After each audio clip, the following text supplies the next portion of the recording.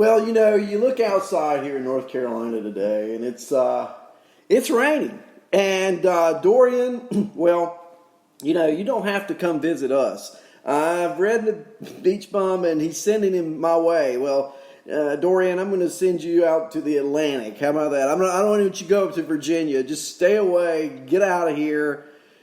You make for horrible baseball conditions, Dorian. So let's get you out. Anyway, good morning, everybody, and welcome to Arnie's Fantasy World of Sports. Lenny, great job. It's great to hear you go through all the nuggets and listen to what's going on. We're going to do the same thing as we get ready to get started here. And let's talk about the standings this morning. First of all, let's look at the American League, where the Yankees have a 10-game lead. Enough said.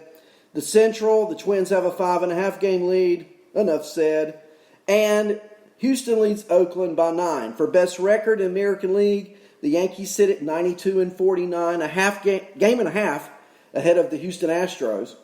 We look at the American League wild card, however, and now we've got some discussion. I tell you, Tampa, Oakland, Cleveland. Those are your three teams. Tampa, 82-59. Oakland, 80-58. Cleveland, 81-59. Three teams, a half game separating three teams. You love it. If you are a baseball fan, not even a Tampa, Oakland, or Cleveland fan, who isn't drawn to that race for the wild card in the American League? And who has the upper hand? Who's going to, so I think what we do this morning, we talk about the players on the teams and we talk about the games last night. Let's take a look at last night's action. Let's see who's hot for each team and kind of go from there, okay? So what we'll do to start with is we'll take the Cleveland game. Cleveland beat the White Sox last night 8-6. And, sometimes it's the stellar pitching. Well, last night they had that starting pitching-wise. They had Bieber go 7 innings. Lenny talked about how great he's been pitching. 9 strikeouts, only 2 earned runs. Now, Brad Hand, coming in the 9th inning, totally implodes. And, that bullpen has been one of the strong suits of the Indians all year long. But not last night. Hand coming in, gets 1 out in the 9th, gives up 4 hits, 2 earned runs, 1 walk, 1 strikeout, and horrible outing for Brad Hand, throwing 25 pitches, only getting that 1 out through 15 strikes, but just not on his game last night. However, when that happens, look at what happened with the batters. Frankie Lindor, 2 for 5. Mercado, 3 for 4. Franmil Reyes, 2 for 3. 3 runs scored, 2 RBIs, 1 walk. He hit his 34th homer. It was in the 5th inning off Ivan Nova. Mercado hit a double. Reyes hit a double. Carlos Santana went 1 for 5, but he had his 28th double of the year. Cleveland hitting the ball well last night. So when they didn't pitch quite up to par, their hitting exceeded it. So they win. They beat Chicago 8-6. How about the other teams in that race? Well, you look at the Athletics. Tampa was off yesterday, so we'll look at the A's. And the A's, I love the A's in that wild card. The A's beat the Angels 4-0. Olsen doubles. Profar, as Lenny said, it is 19th. The rookie Murphy in his debut, he homers. Catching prospect. Semien, he's got to be the team MVP. I really think so. Leadoff, shortstop. He hit his 26th homer last night. The A's win 4-0. Tanner Roark, remember the deadline trade? How many of you guys have Tanner Roark in your fantasy leagues? He went 6 2/3 innings, 5 hits, 2 walks, 6 strikeouts. Of course, no earned runs, but that Oakland A bullpen. Oh, the Oakland A bullpen. 2 1/3, perfect innings, mixing in 3 strikeouts. They beat the Angels 4-0. So, again, Tampa was off. So we'll have to look at the games coming up now. Now, Tampa, for the weekend coming up, they are home with the Blue Jays. And I like that matchup a lot. A lot. You got to feel like Tampa, those are games they should win. Oakland, They finish up their 3-game set today with the Angels. And then over the weekend, Oakland plays, well, first of all, they resume a game with Detroit, a suspended game. That'll start Friday night. So they got to finish that one. And then after the suspended game is over, they play the Tigers again, and they're playing those games in Oakland this weekend. So in essence, you're going to have 4 games in 3 days. Again, Detroit, the worst record in the American League, and they go to Oakland to play, and you got to love the A's in those games, right? So what about Cleveland this weekend? Where are they? Well, they get a tough draw because they have to go to Target Field. And going to Target Field and taking on the Twins, that's just not going to be a walk in the park. Okay?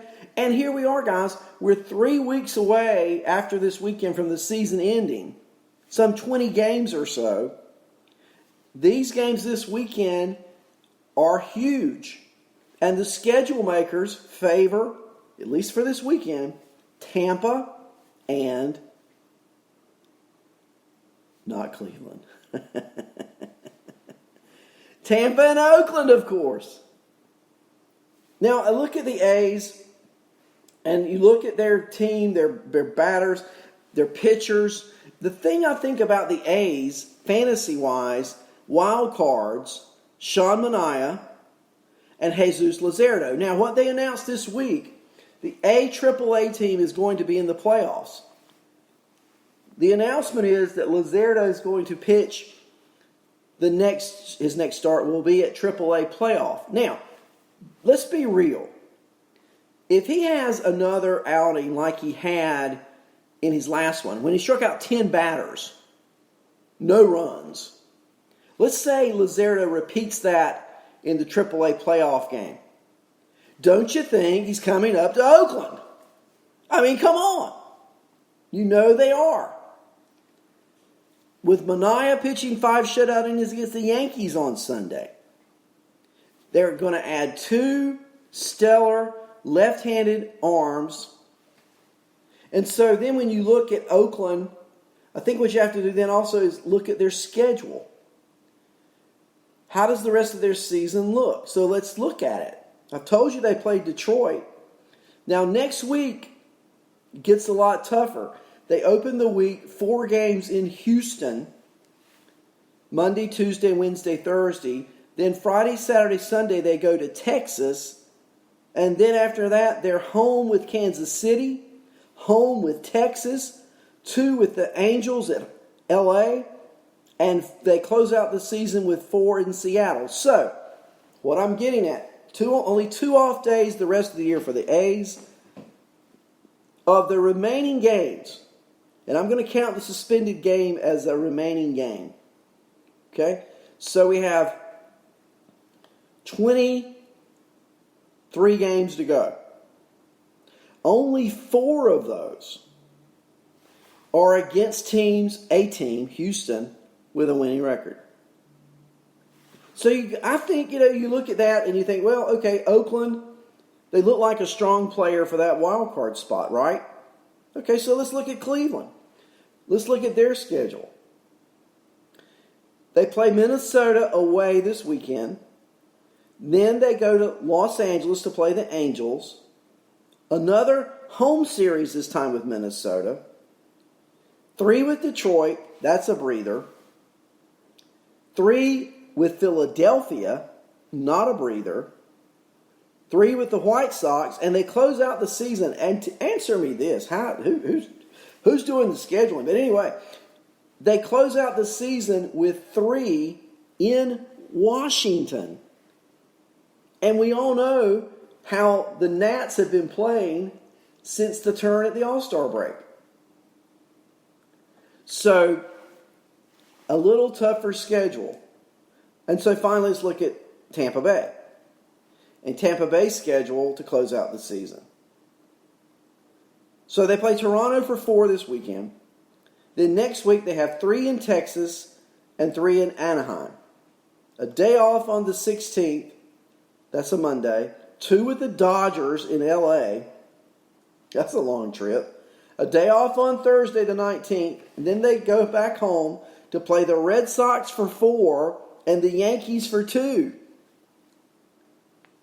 They are off on Thursday the 26th and close out the season with 3 in Toronto. A lot of off days. They have the most off days of any team in that hunt, 4 the rest of the way.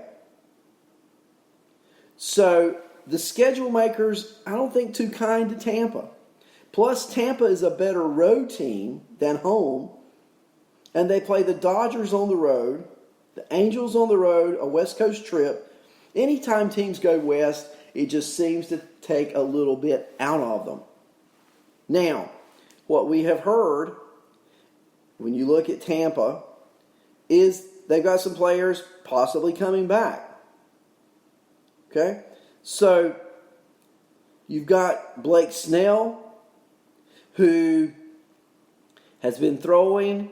You've got Tyler Glasnow, who completed his second rehab outing with AAA Durham on Monday. He's ready to come up and help the big league club. Kevin Cash said he was really encouraged by his performance. Said he hadn't decided yet where his next outing is going to be. It's a no-brainer. If he's going to pitch an inning and a third, and he's going to pitch it anyway, he can help the Rays in Tampa more than he can help them pitching in Durham. Says he feels good. Brandon McKay is back up.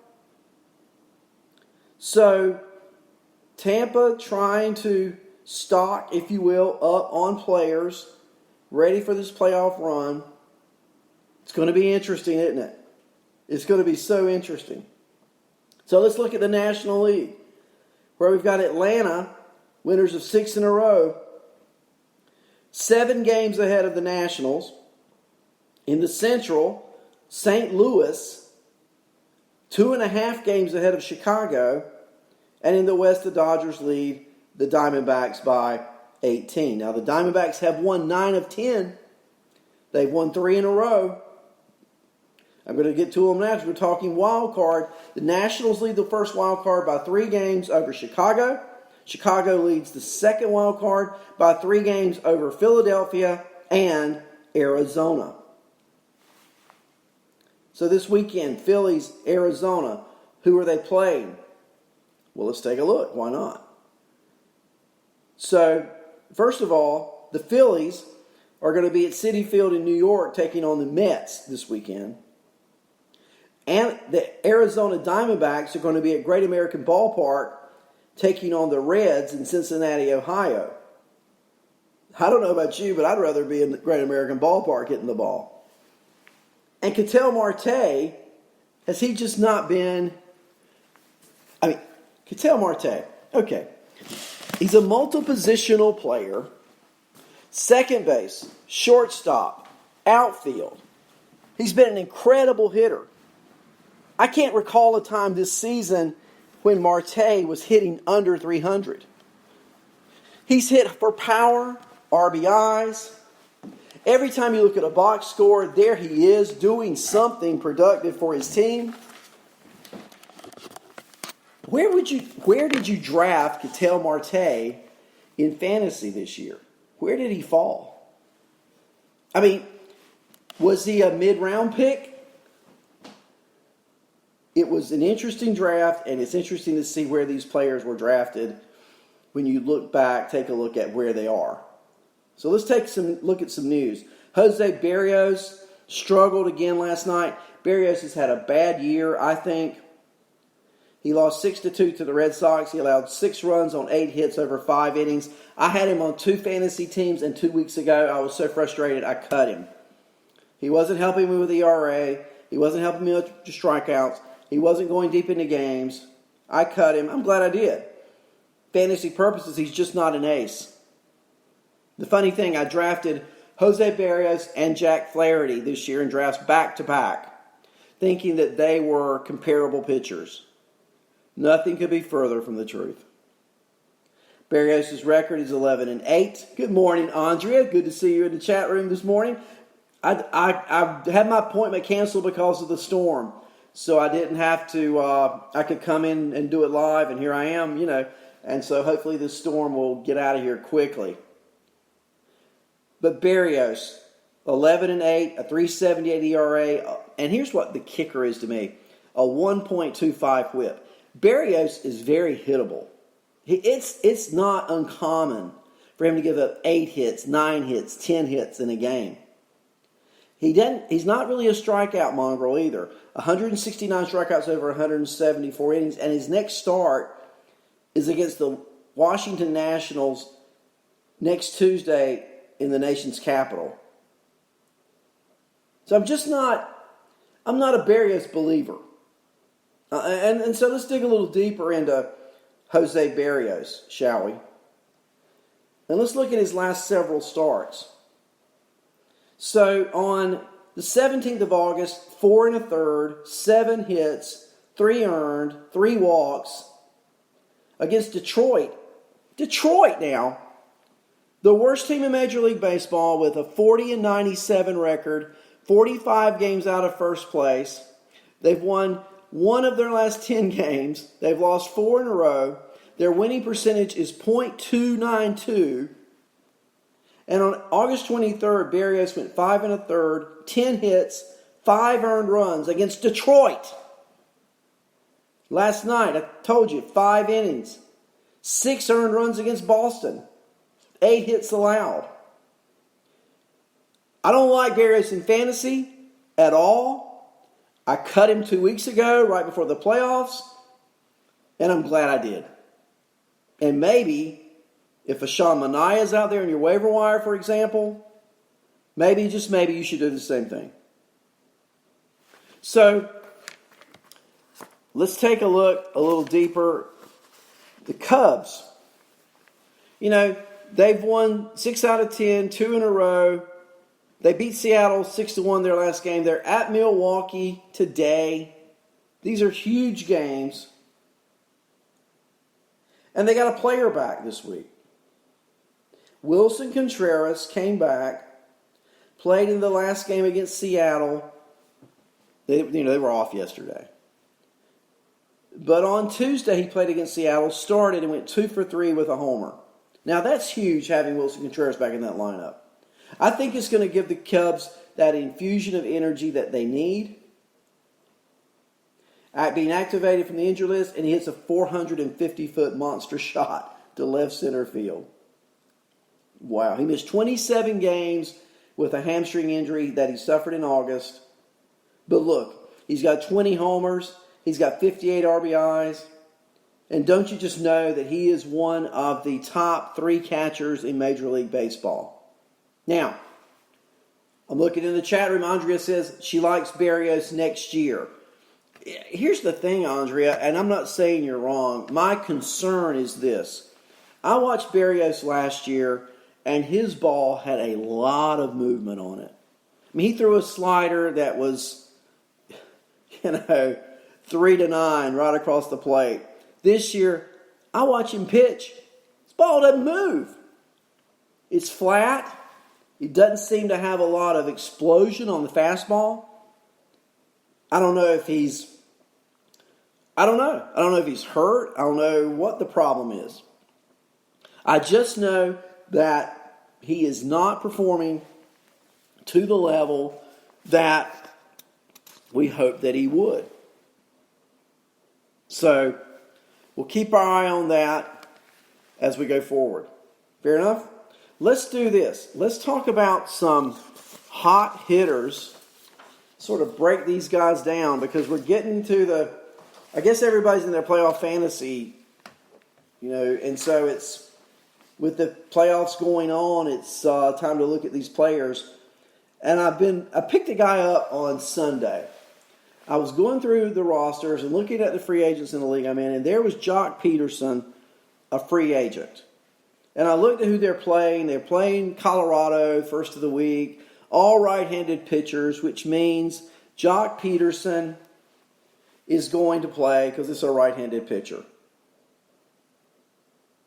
So, what's he done this week? What's he done his last 7 games?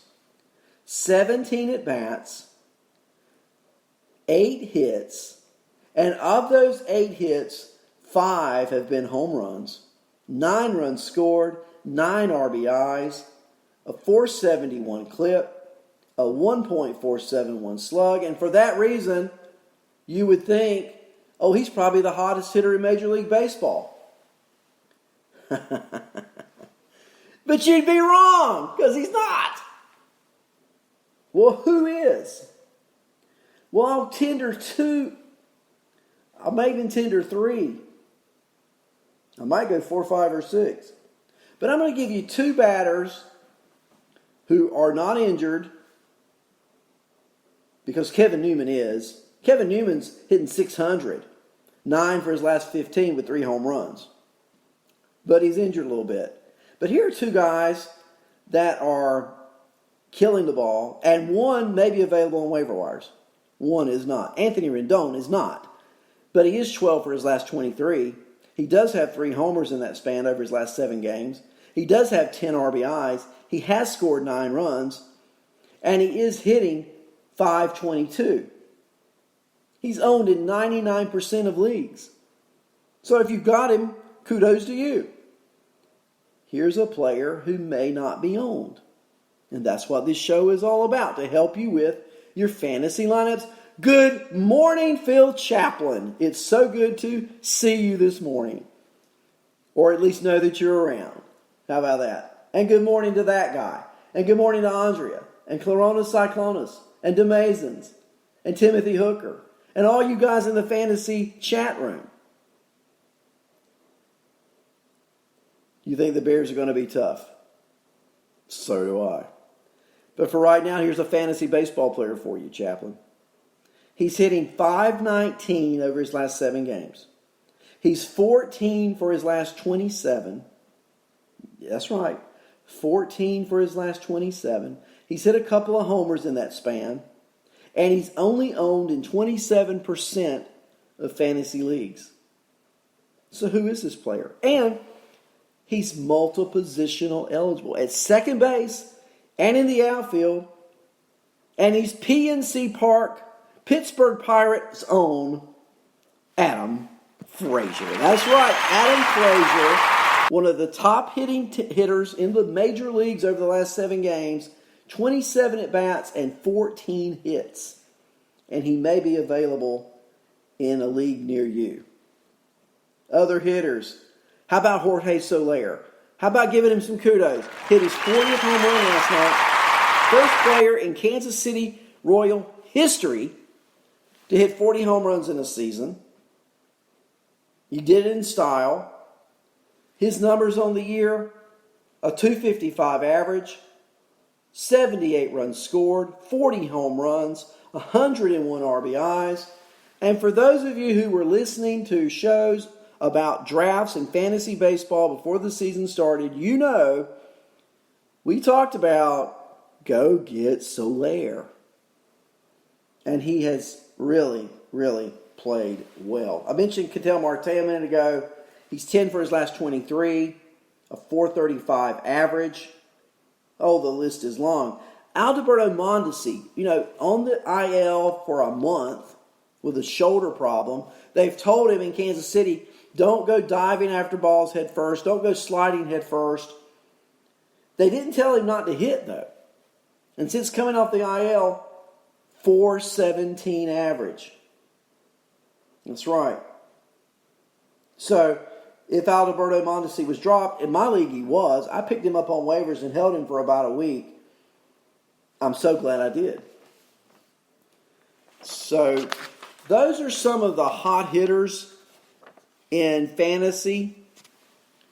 And I want to take a look at our schedule for today. I'm going to have a abbreviated show today, folks, because of the weather. But I did want to give you that information that we've gone over so far. So let's talk about today's schedule, Major League Baseball. Here we go. There are a lot of afternoon games today. 12:35 p.m., Great American Ballpark in Cincinnati. The Phillies and Vargas take on Sonny Gray and the Reds.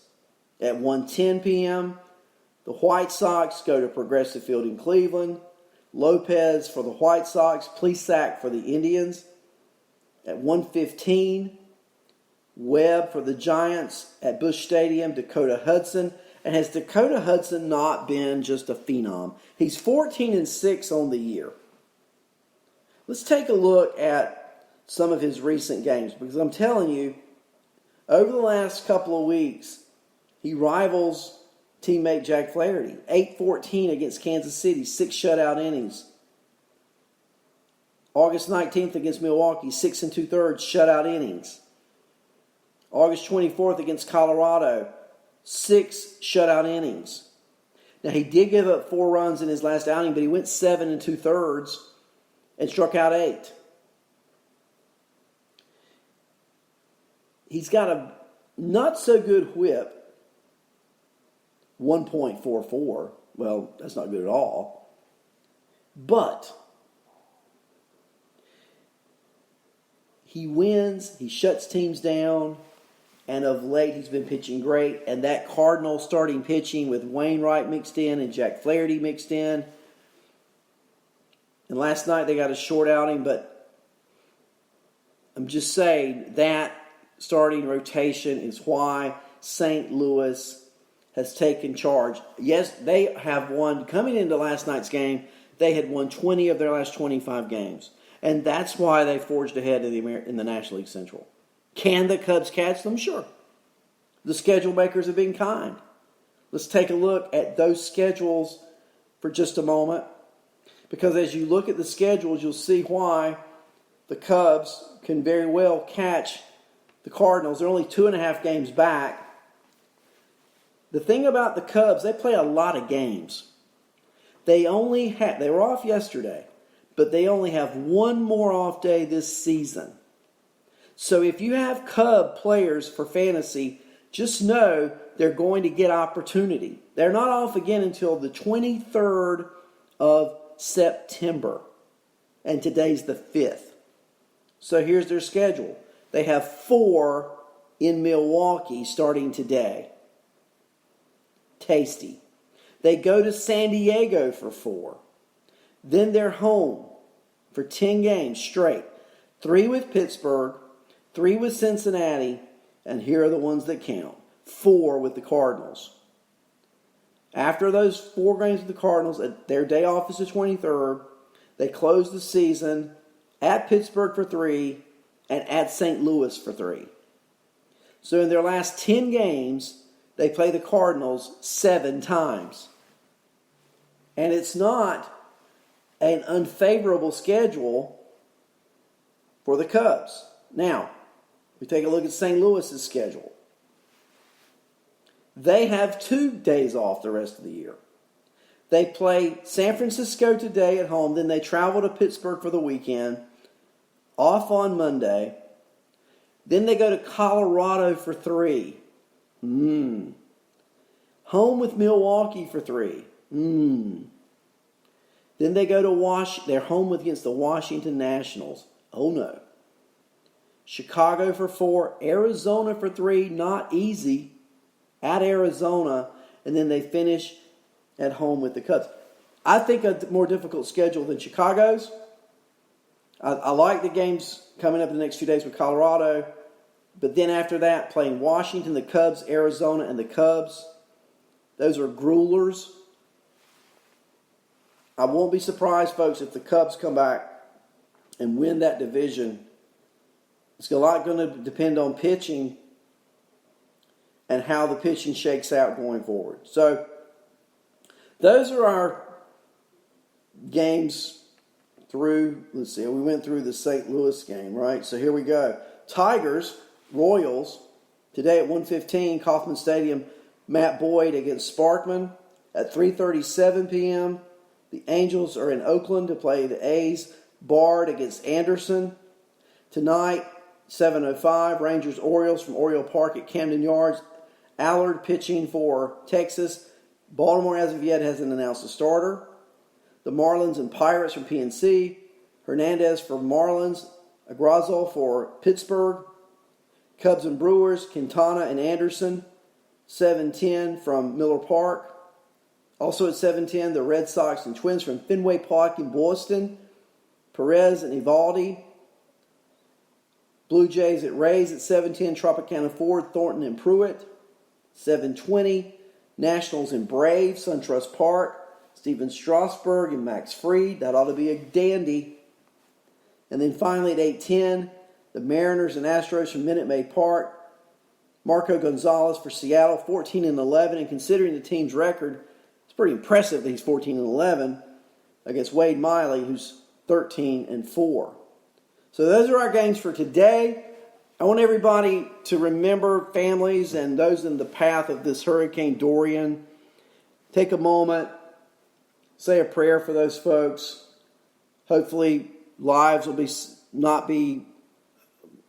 casualties will not be high. I read last night the casualty count was already up to 20.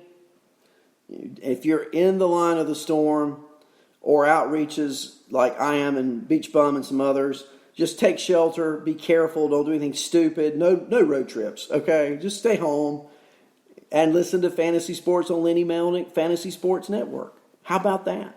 It doesn't get any better than that. Let's take a look at our schedule, if I can get it. Something's happened here. You ever get into something and your computer just does not want to cooperate? Well, at least I've not gone out on the internet today. So there. So let's take a look at our schedule today. We've got Monday One is Twice as Nice tonight. Chappie's Football Chat. Chappie, I assume you're on tonight. I know you were not.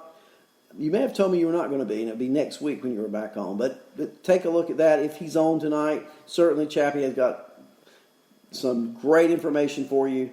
Lenny will be back on tomorrow morning.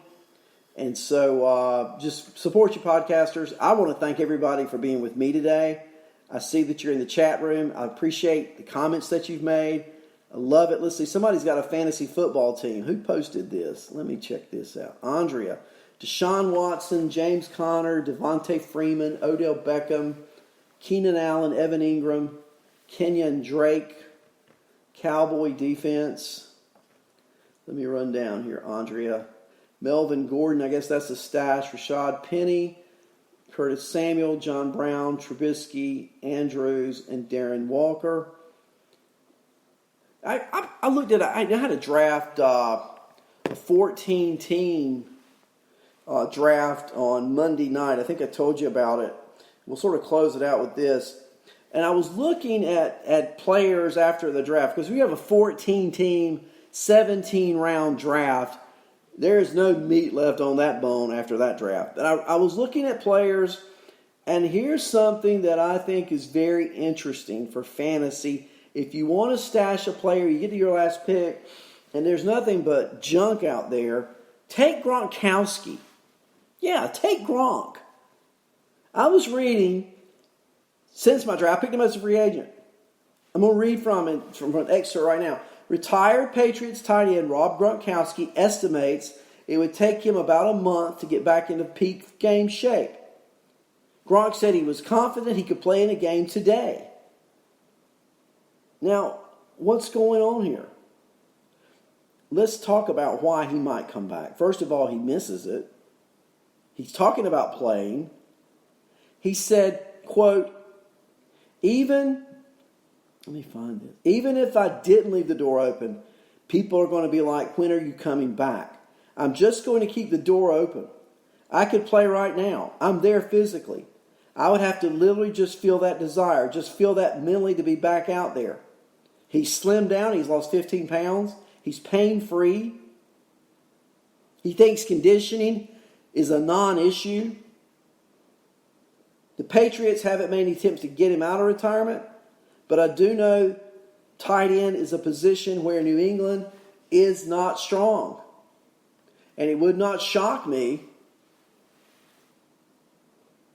that Gronkowski comes back. So if you get to a last pick in a draft, why not? Here's my team, my 14-team league. I've got Tom Brady, quarterback, starting. Now, I've got to make a decision on Sunday. But I've also got Kirk Cousins as a backup and Kyler Murray as a backup. So, Phil Chaplin, I know you're listening. I want to hear from you on these quarterbacks. Kyler Murray, Kirk Cousins, and Tom Brady. 14-team league now, Chappie. My wide receivers, Antonio Brown, Mike Williams from the Chargers, Cooper Kupp. It's a 2 wide receiver league. So my backups are Cooper Kupp and Randall Cobb. My running backs, 2 running backs, Joe Mixon, Le'Veon Bell, LaShawn McCoy. Yeah. I also picked up Dare Ogunbowale from Tampa Bay. According to reports, he's been their best overall running back as a runner, pass catcher, and pass protector. And if the other 2 guys fall flat on their face, Ogunbowale could be a fantasy steal. Tight end, I've got Jared Cook. I have to have a tight end. I've also got Jordan Reed. I know he's oft hurt, but if he plays, he's good. And I've got Gronkowski. So that's my 14-team league. I like it. And I like the LaShawn McCoy pick. He cut by Buffalo, picked up by Kansas City. He's going to be their main man in Kansas City. And anybody that's a main man in Kansas City, I'm all about it. So there you go. Just a little tidbit for today. I want you to go have a great day. Try to stay safe, folks. Watch some baseball. A lot of afternoon games today. Thank you for being with me this morning on Arnie's Fantasy World of Sports.